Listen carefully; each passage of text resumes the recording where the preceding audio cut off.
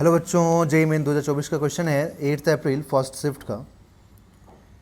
N electron with kinetic energy 5 electron volt enters a region of uniform magnetic field of 3 microtesla perpendicular to its direction. An electric field E is applied perpendicular to the direction of velocity and magnetic field. मतलब यहाँ पे एक electric field apply किया गया जो कि velocity से और मैग्नेटिक फील्ड से परपेंडिकुलर है। ठीक है। The value of E so that electron moves along the same path is.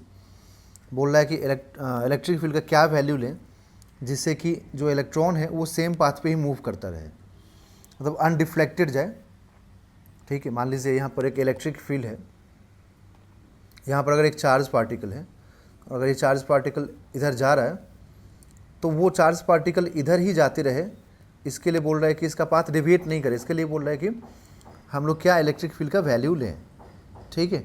मतलब ये हुआ कि इलेक्ट्रिक फोर्स और मैग्नेटिक फोर्स एक दूसरे को क्या करने चाहिए, बैलेंस करना चाहिए, तभी जा कर के ये स्ट्रेट पाथ पे जा सकता है। अदरवाइज़ क्या होगा कि अगर मैं आपको दिखाऊं यहाँ पर, जैसे मान लीजिए कि इधर मैग्नेटिक फील्ड हो गया, ठीक है, इधर में मान लीजिए वेलोसिटी हो गया, इधर इलेक्ट्रिक फील्ड हो गया, तीनों अगर आपस में परपेंडिकुलर है ना, तो ये कंफर्म है कि अगर ये वेलोसिटी मैग्नेटिक फील्ड के परपेंडिकुलर है तो ये मैग्नेटिक फील्ड मैग्नेटिक फोर्स लगा कि इसको डेविएट करेगा ही करेगा।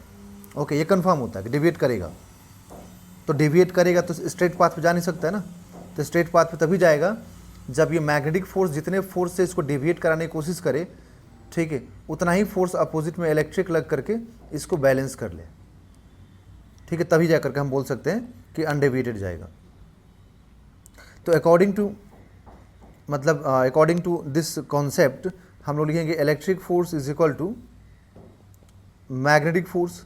एंड जब एंगल देखिए यहाँ पर जब एंगल 90 डिग्री होगा तो मैग्नेटिक फोर्स जो होता है बच्चों वो होता है QV साइन थीटा होता है। थीटा यहाँ पर 90 हो गया तो फॉर्मूला क्या आएगा, QVB। ठीक है। तो आप रखेंगे charge into electric field is equal to charge into velocity into magnetic field. तो चार्ज से चार्ज कैंसिल, तो electric field is equal to क्या आएगा, electric field is equal to V into B आएगा।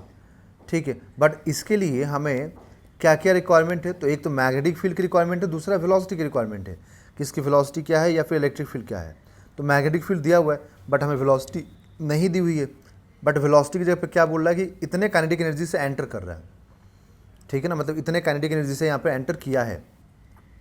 तो यहाँ पर काइनेटिक एनर्जी हमें दिया हुआ है, तो हम लोग इस काइनेटिक एनर्जी का फॉर्मूले इक्वेशन का यूज़ करके वेलोसिटी फाइंड कर सकते हैं, स्पीड फाइंड कर सकते हैं।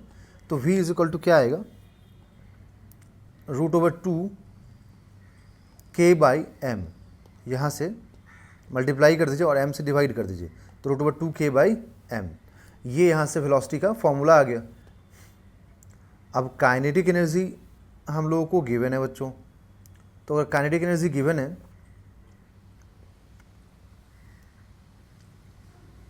तो यहाँ पर रखिए 5, क्योंकि काइनेटिक एनर्जी कितना गिवन है, 5 इलेक्ट्रॉन वोल्ट।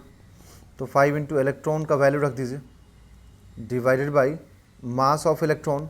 तो मास ऑफ इलेक्ट्रॉन 9.1 इंटू 10⁻31 होता है। तो ये पावर कैंसिल होगा और ये 5 इंटू 10 इंटू 1.6 16 हो जाएगा। तो 16 इंटू 1 डिवाइडेड बाई 9.1 इंटू 10⁻12। तो वेलोसिटी इज इक्वल टू, देखिए 16 डिवाइडेड बाई 9.1 इंटू 10⁻12।